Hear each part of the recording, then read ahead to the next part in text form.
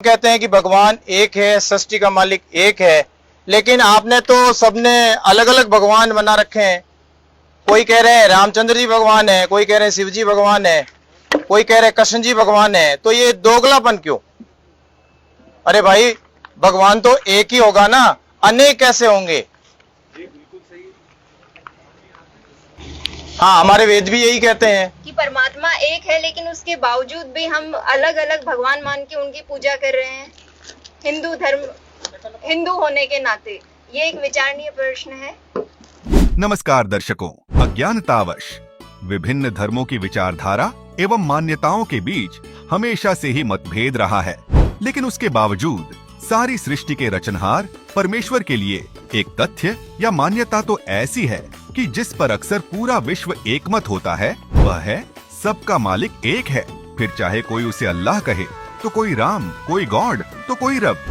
सनातन धर्म के साथ साथ अन्य सभी प्रमुख धर्मों के ग्रंथ यही प्रमाणित करते हैं कि पूर्ण परमात्मा एक है। वेदों ने उसे कबीरदेव कहा, गीता जी ने कविम, कुरान ने कबीरन, बाइबल ने अल कबीर, तो वहीं गुरु ग्रंथ साहिब ने हक्का कबीर कहकर उस परमेश्वर की महिमा की है।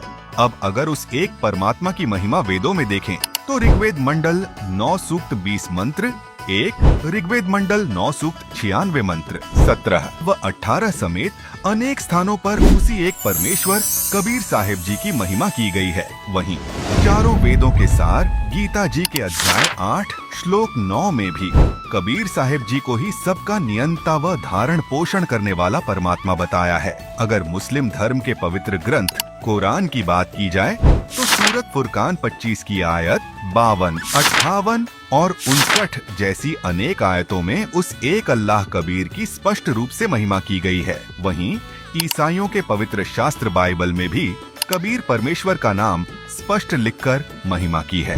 ऑर्थोडॉक्स यहूदी बाइबल के अय्यूब 36:5 में स्पष्ट किया है कि वह शक्तिशाली प्रभु कबीर है, लेकिन यहाँ अनुवादकर्ताओं ने कबीर की जगह शक्तिशाली व सामर्थ्य वाला लिख दिया है, जबकि वास्तव में परमात्मा का नाम कबीर है।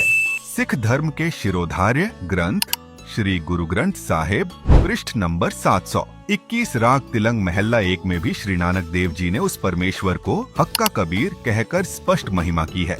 इस प्रकार उपरोक्त सभी धर्म ग्रंथों के प्रमाणों से स्पष्ट है कि सारी सृष्टि के सृजनहार परमात्मा कबीर साहिब जी ही हैं, और उनकी प्राप्ति के 3 मंत्रों का वर्णन भी गीता जी के अध्याय 17 श्लोक 23 में ओम तत्सत के रूप में मिलता है। तो वहीं कुरान के सूरा अश-शूरा 42 आयत नंबर 2 में भी उस एक अल्लाह ताला को प्राप्त करने के 3 शब्द ऐन सीन काफ ही बताए हैं। तो दर्शकों, सभी धर्मों के पवित्र ग्रंथ सारी सृष्टि के मालिक उस एक कबीर परमेश्वर की ही महिमा कर रहे हैं, जबकि अज्ञानतावश आज मानव समाज अलग अलग मजहब और जातियों में बांटकर उस एक परमेश्वर को भूल चुका था। लेकिन वर्तमान समय में अंतिम नबी अर्थात संदेशवाहक संत सतगुरु रामपाल जी महाराज ने सभी धर्म ग्रंथों से प्रमाणित कर दिया है कि वह एक सृजनहार परमात्मा कबीर साहिब ही हैं, और उनको पाने की भक्ति विधि भी एक ही है।